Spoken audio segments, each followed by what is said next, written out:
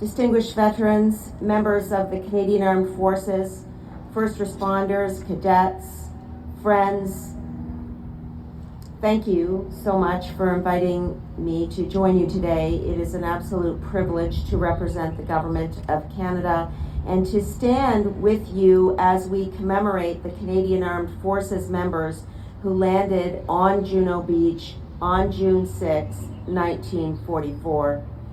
These Canadians came from communities across this great country, including from Oakville, and they came from different backgrounds.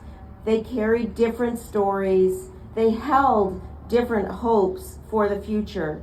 But what united them was a shared commitment to defending freedom and standing against tyranny.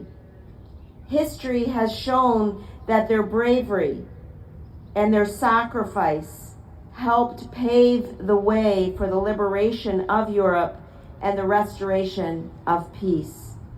Aujourd'hui, nous nous souvenons de leur courage et de leur sacrifice. Nous leur devons notre gratitude et notre gouvernement continue de remercier nos forces armées canadiennes pour leur sacrifice. So today, what we are doing, and I'm so grateful to be able to be here with you to do, is to honor the Canadians who served, those who made the ultimate sacrifice, those veterans who carried the physical and the emotional burdens of war long after the fighting ended. Their service helped shape the country that we know today.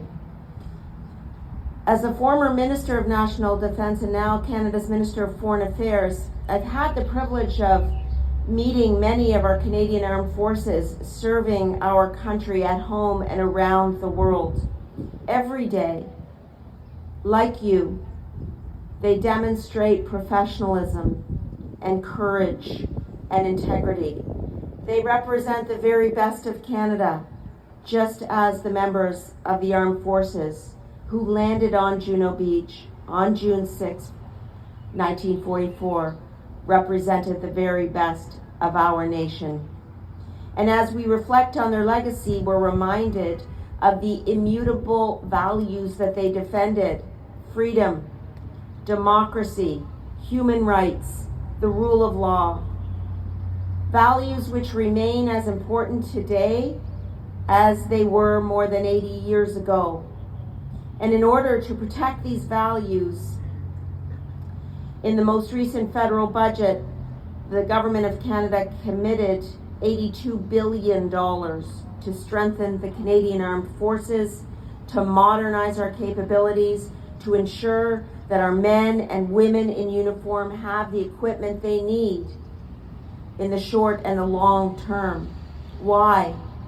Because a Canada that is strong at home is a Canada that is strong abroad. Canada fort chez lui est un Canada fort dans le monde.